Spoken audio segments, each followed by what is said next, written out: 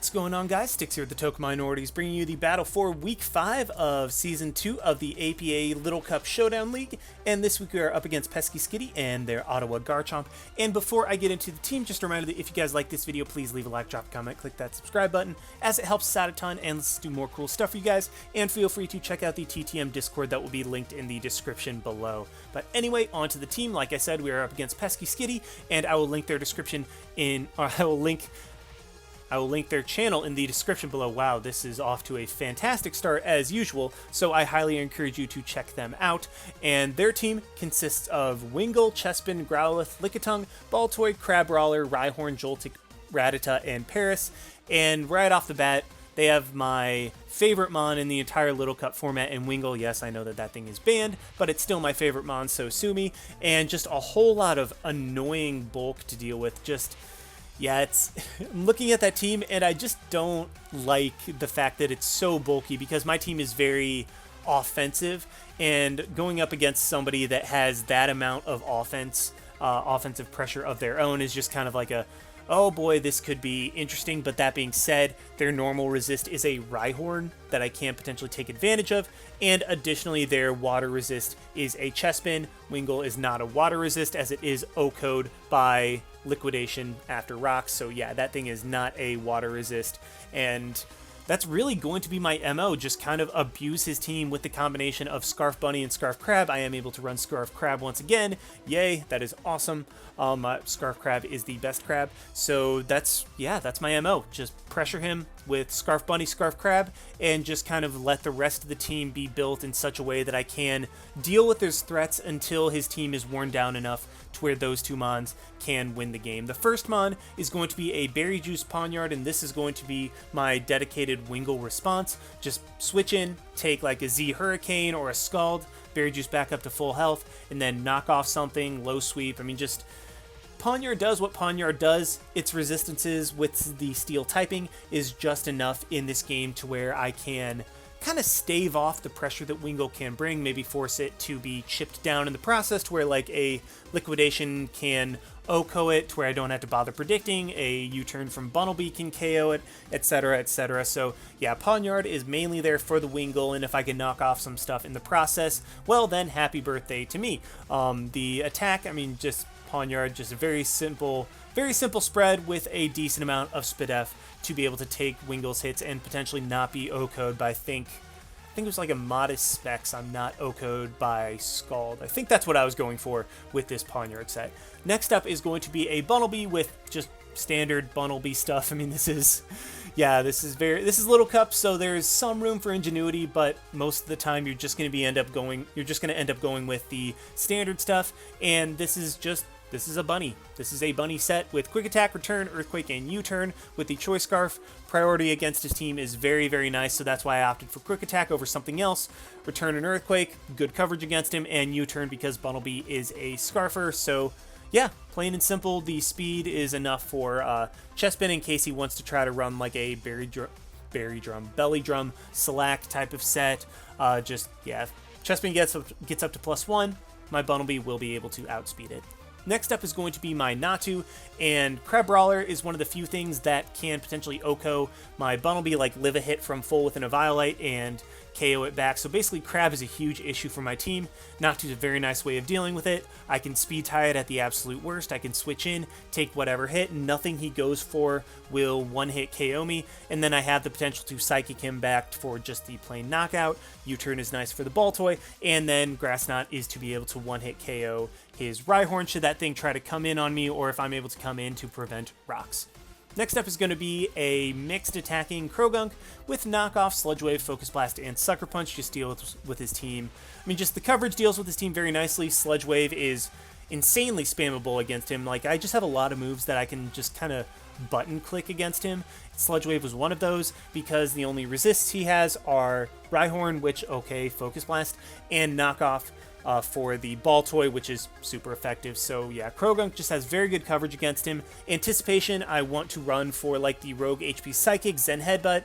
Yes, Dry Skin would potentially be nice for the Wingull, but at the same time, Pawniard is my dedicated Wingull response. I'm not anticipating, like if I need to have more than just Pawniard for Wingull, I'm playing badly enough to where I'm probably not going to win the game anyway. I just feel like anticipation is better in this case to scout coverage against his mons, although I really need to figure out how anticipation procs, whether that's like every single time a mon comes in, anticipation will cause me to shudder, or if it's only when I come in that anticipation will cause me to shudder if my opponent has a super effective move. Still working on figuring out anticipation, but either way, special dual stab, very good against him, and then double physical dark types, dark typing moves are good against him as well, with knockoff being just, you know, knockoff, good for getting rid of violates, and sucker punch being last-ditch priority damage against like the Wingull, among others.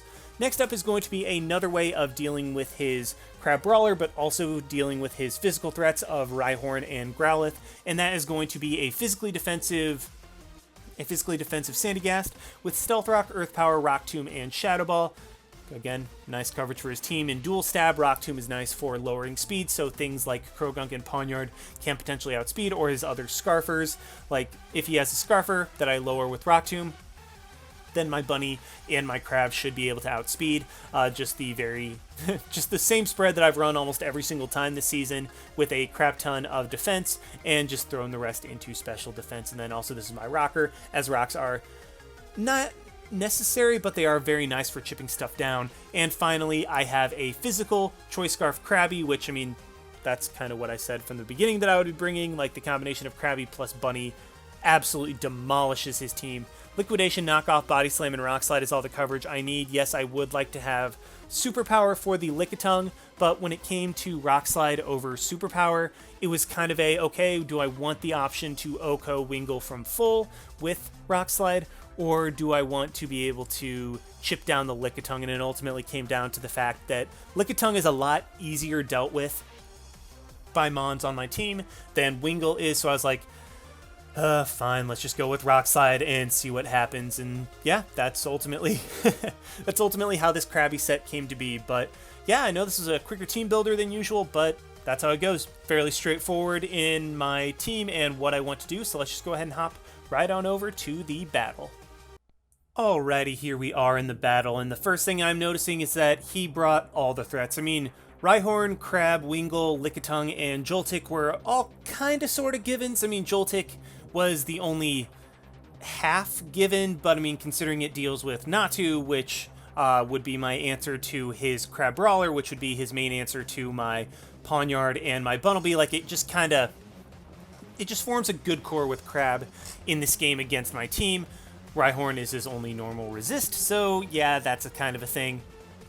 But I can't talk. Wow, this is going well. But yeah, the Wingull, Lickitung, 100% givens. The Chespin was the only one that I was kind of like, okay, he could bring Growlithe, could be a reasonable bring. Baltoy could potentially as well. But I mean, Chespin completely makes sense, especially from the standpoint that it prevents my Krabby from just being able to spam Liquidation with Rocks Up and pick up 2-hit KOs or 1-hit KOs on a lot of his mons. So yeah, I mean, his whole team just makes sense. Very unfortunate, but I am going to end up, let's jump into it. But I am going to lead off with my Bunnelby. That was my plan from the beginning. Just U-turn out on something or pressure early. He does lead with his Crab, and even though I said that I was going to U-turn out on whatever he would lead with, because he led off with Crab, I was thinking that, okay, there's a small chance that this thing could be like a Scarf variant. I'm not thinking it is, but it still is a possibility to try to catch me not scouting, outspeed my Bunnelby early, and knock it out with a Drain Punch. Bunnelby is way, way too good in this matchup to risk early. I do have a dedicated switch in Natu. Natu is literally only here for the Crab. Well, I mean, I guess the Chespin to a lesser extent, but like, I have more answers to Chespin than I do to Crab, so Natu is mainly there for Crab.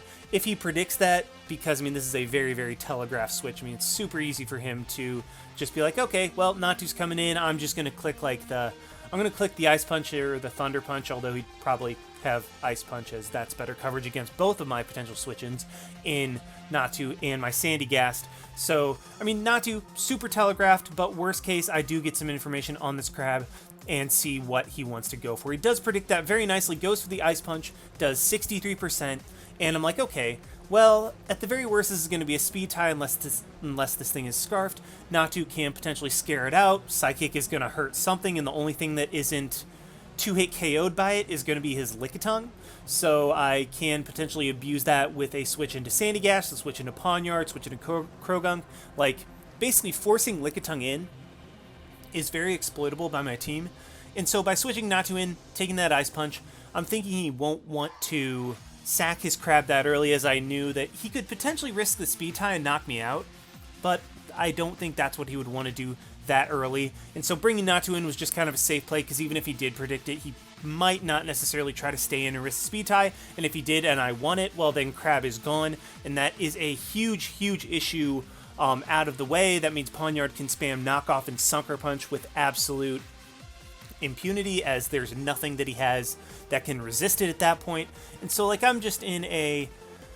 I feel like I'm in a pretty good position no matter what happens, but he gets the turn 1 freeze, and that sucked horribly. I mean, like, that's the last thing you want to see turn 1. I mean, to be fair, freeze is the most devastating, well, depending on what moves you have. Like, you have Flare Blitz, Scald, or I think, like, Fire Blast or Flamethrower or something like that, Flame Wheel. I don't remember exactly what thaws you, but yeah, freeze is just absolutely devastating, especially turn 1, because I'm like, okay, well, Crab was a problem, and now it's even a bigger problem because my dedicated answer suddenly isn't going to, or more than likely isn't going to be able to deal with that. And so I'm like, okay, Natu's dead. Maybe I can catch him trying to be ballsy, like trying to abuse my freeze. Maybe I can thaw immediately and knock this thing out with the Psychic. And at the worst case, I stay frozen, and I do get some valuable information, actually, because I did outspeed and stay frozen. Then that means he is not Scarfed. So what I'm going to do, go into my Sandygast. I know he's not a boosting item, so I will just be able to get my rocks up as he goes into Chespin to try to scout out whether I wanted to go for Shadow Ball or Earth Power. So good play on his part. I'm going to switch into my Krogunk as he pulls the double into his Wingull, which is good play. Krogunk shuttered, so anticipation means he has Hurricane. Well, I mean, Hurricane and Wingull just kind of go together, like, just plain and simple. But I am going to pull the switch into my dedicated Wingull answer in my Pawniard. As he defogs, I get the +2. And now, because I still have my Berry Juice, I'm going to go straight for the knockoff. Something is going to die. Joltik comes in. That killed, like, 3 Joltik, more than likely, because that thing's paper-thin defenses. I knock off the Choice Scarf, and that means more than likely his only Scarfer is gone. So that's really, really good news for my Bunny and my Crab, and that's just puts me in a very good position going forward. But unfortunately, because I did go for the knockoff, he does have a free switch into his Crab. I'm going to go straight into my Sandygast, try to get the rocks back up. As worst case scenario, I can just, like, abuse defog like I did with Pawniard before as he goes into his Wingull. So I mean, good play, but again, my Berry Juice is already procced. I can just do the whole rinse repeat, go into Pawniard, take whatever hit, Berry Juice back up, and then hopefully take out the Wingull. As I do, as my Berry Juice does activate, he gets the crit. Doesn't matter because I am back at full anyway. And I am just going to go straight for the knockoff, try to knock out this Wingull. I mean, maybe I can get a roll, but unfortunately that, I mean, unless that was like a min roll, and I don't know. I doubt that was a roll. I think Wingull might have had or probably had a little bit of investment in its HP, or I'm just way overestimating Pawniard. I don't quite knock it out, and now I'm going to go for the Sucker Punch, see if I can catch that thing trying to knock me out in the process, but he does make a good play, goes for defog, and at this point I'm thinking, okay, Wingull is only a threat if I keep it, if it's out of range of U-turn, if it's out of range of Sucker Punch. Like, basically any attack on my team knocks out Wingull at this point. So even though he gets me on that Sucker Punch and is able to defog away my rocks, I'm going to go actually straight for the knockoff, because if this thing has Roost and he tries to play around it, well then, cool. I'm able to knock him out as he tries to Roost, but if he does just knock me out, a 15% Wingull is much, much easier to deal with than a 65% Wingull. So I mean, I'm just going to go straight for the attack. I mean, he ends up getting me by going for the Scald, knocks me out. Okay, cool. I'm down 5-6, but Wingull is very, very low. Any of my attacks will knock out Wingull at this range. So even though he does technically get me on those 2 turns, like, that's... I mean, it's fine. I am completely okay with that just because of the situation it does put me in. I am able to go into Bunnelby. I will be able to U-turn out, pick up the KO on Wingull as he goes into Rhyhorn, and this actually does a crap load of damage. So I was like, oh crap, this is a Scarf Rhyhorn. He brought double Scarf. I mean, who actually brings double Scarf? As I reveal my second Scarfer in Krabby, although it didn't end up that he was a Scarf Rhyhorn. Just turned out that he was an offensive non-Eviolite version. So yeah, Krabby comes in. I wanted to predict the Chespin coming in, but I was thinking that, you know what, I still have Krogunk that can hit the come in on the Chespin, and I still have Sludge Wave for that thing. So Liquidation was my best play, and I am able to knock out the Rhyhorn, but this does give him a free switch into his Chespin. I'm going to go into my Krogunk, as I do have the Z Fighting. I also have the Sludge Wave as he goes for Bulk Up, and yeah, I'm hoping that I outspeed, which I end up doing and putting it in range of Krabby or Bunnelby. As it ends up, he only has Seed Bomb, does a good chunk, but my Krogunk will be able to knock him out with a second Sludge Wave. And so Chespin is now, just threat averted, and now Krabby is looking amazing to potentially put this game away. But with my Krogunk in, brings in Crabrawler. I know that Crab does get Zen Headbutt, unlike Corphish from last week, so I'm going to go straight into my defensive Sandygast and absorb the Headbutt, and then going to go straight for the Shadow Ball, as, he's predicted my rocks every single time, and worst case scenario, okay, so there were a couple things that could have happened that turn. He does go for the Ice Punch. I knew I'd live. It procs my Berry Juice. I get back up to full health. If he went into Wingull, well, then I'm still at like 62% or 63%, whatever I was at before that. I'm still at a good amount of health, and I will be able to get up rocks. Wingull's dead. If he goes into Lickitung, well, then that's just free rocks, etc., etc. If he does stay in with his Crab, I don't know what item this thing is yet, and if it's a Violite, it can potentially live a hit from my Bunnelby from full, so Shadow Ball will do some good damage in terms of getting Crab low enough to where a return is a guaranteed KO, and at this point, the name of the game is just chipping everything into range of my Bunnelby and my Krabby, just because we know that the remaining mons aren't scarfed. Wow, I can't talk. This is a high-quality live or narration as usual. But we know that his remaining mons aren't scarfed. To be fair, we don't know that Lickitung isn't, but scarfed Lickitung still just kind of drops to Krabby and Bunnelby, so that's the least of my worries. And yeah, even though he does get me by going for the Ice Punch technically, and Wingull can potentially still come in, I still get very good damage off on this Crabrawler to where it's necessary for winning the game. But now that I'm back up at full health, or near full anyway, I'm going to go straight for the rocks as he makes a good play, goes into Wingull, and it's like, okay, well, that's fine. Wingull wants to defog, I can knock it out with a Shadow Ball, but he does knock me out with a Scald, and at this point it's like, well, my Sandygast did go down, but I can go into Bunnelby, pick up a U-turn KO, and now it's a matter of what I want to go into, like what mon do I want to potentially, or what do I want to bait out of his? I could easily go into Krogunk, because that thing takes on Lickitung very well, but then that just baits in the Crabrawler, and then I can't take a Zen Headbutt. I would rather Krogunk stayed more or less healthy. I'd rather Krogunk stayed decently healthy so that I did have the Z fighting for the Lickitung, and by decently healthy I mean alive, so that I have the Z fighting option against Lickitung. And so instead of going into Krogunk, I'm going to pull the switch into Krabby, as at the very worst I can knock off the Lickitung, or I can just spam Liquidation and see what happens. As he does go into the Lickitung, and I'm actually going to speed this up a little bit, because you will see this is going to be just a series of Wish and Protects. I'm just going to go for this over and over. I cannot afford to let him go into Crab, let that thing get healed up by Lickitung, and at the very end of it, if I get a high roll crit, I can knock this thing out, and at the very least, I can just potentially wear it down low enough to where my Bunnelby should be able to clean up late in the game. So I'm just going to go for Liquidation over and over, and yeah, there's no point in just predicting, or in trying to over-predict, just because at this point it's like, well, it just kind of like, Lickitung can't do much for me. The second he attacks will be a 2-hit KO. I can't afford to let him pass into Crab. And so it was just kind of a, this is the situation that I have in front of me. This is how I'm going to deal with it. However, now, knowing that he cannot pass the Wish into Crab, yes, he still can go for the Wish, which is what he's going to end up doing. I'm going to pull the switch into my Krogunk, because even if he pulled the switch into Crab, well, now Lickitung's still low, there's not a Wish lingering, and Krabby can clean up the game. So he does go for the Wish right here, and honestly, I just get impatient. I decide that I decide to just blow my Z move right off the bat, and this was the result of me not calcing. I didn't calc to see if I could take out the Lickitung from full. I would think that, okay, Lickitung's in, it is at a high amount of health with a Wish lingering. It might, or he might think that Lickitung can just live it from full, and so I'm going to go straight for the Z move, just bust that out immediately, as unfortunately he does protect, and yeah, it's not going to do a whole lot of damage, and now I'm just going to go for the knockoff. So he does get me, as I am able to get rid of the Lickitungs of Violite, and then instead of going for the Focus Blast, I just decided to go for the knockoff in case he wanted to pass it into his Crab Brawler.